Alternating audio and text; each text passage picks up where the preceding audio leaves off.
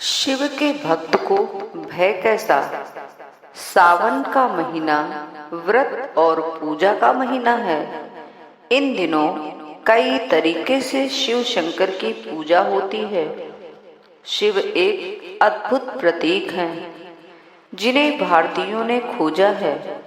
गीता में कृष्ण ने कहा है, मैं रुद्रों में शंकर हूँ। क्या आशय होगा इसका। शिव विध्वंस के देवता हैं। वह कहते हैं, मृत्यु भी मैं हूँ, महाविनाश का सूत्र भी मैं ही हूँ। जीवन के 3 पहलू हैं, उत्पत्ति, स्थिति और विनाश। लेकिन मुश्किल है इसको मानना। जब हम परमात्मा को विनाश की शक्ति समझेंगे तो हमें बहुत अड़चन होगी, क्योंकि हम सदा ही सृष्टा के साथ, सृजन के साथ परमात्मा को एक समझते हैं। हमारी समझ में आता है कि परमात्मा ने बनाया पर मिटाएगा भी परमात्मा। यह हमारी समझ में नहीं आता। हम इसको समझना भी नहीं चाहते। अब जो बनाएगा वही मिटाएगा भी, और जो बनने की क्रिया होगी उसके ही विपरीत मिटने की क्रिया भी होगी।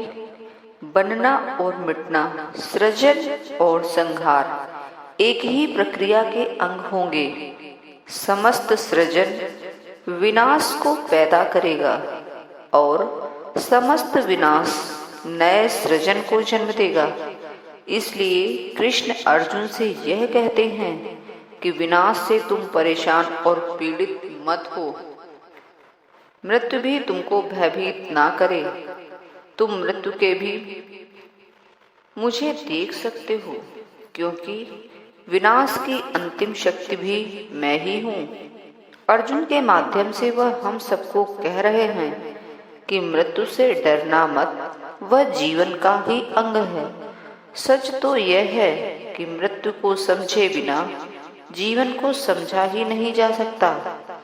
वे जीवन के 2 छोर हैं, एक तरफ से आना, दूसरी तरफ से जाना। यह संपूर्ण दृष्टि है, क्योंकि भारत में समय वर्तुलाकार है, सीधी रेखा नहीं है। पश्चिम समय सीधी रेखा है। इसी कारण से वे मानते हैं कि आदमी जन्म के साथ पैदा होता है और मरने के साथ विदा हो जाता है। नहीं, जीवन जन्म और मरण के वर्तुल के पार है। इसलिए शिव को काम के साथ भी जोड़ा गया है। कामदेव को वे ही भस्म कर सके, अन्य कोई देवता नहीं। मृत्यु को हम अंत नहीं मानते। मृत्यु को हम केवल एक गहन विश्राम मानते हैं। जैसे दिन भर आप मेहनत करते हैं और रात में सो जाते हैं। भारतीय मन सदा से मानता रहा है कि निद्रा भी एक अल्पकालीन मृत्यु है। दिन भर जागते हैं, थकते हैं, रात में सो जाते हैं, सुबह पुनः ताजा हो जाते हैं, पुनर्जीवित हो जाते हैं, फिर यात्रा पर निकल जाते हैं। जो आदमी सो न सके वह जिंदा नहीं रह सकेगा। इसलिए एक तरफ शिव की पूजा करना और दूसरी तरफ मृत्यु से डरना, इसको बंद करें। इससे न तो आप शिव को समझेंगे और न ही मृत्यु। जो आदमी सो न सके वह जिंदा नहीं रह सकेगा। इसलिए एक तरफ शिव की पूजा करना और दूसरी तरफ मृत्यु से डरना, इसको बंद करो। इससे न तो आप शिव को समझेंगे और न ही मृत्यु को। ओम नमः शिवाय।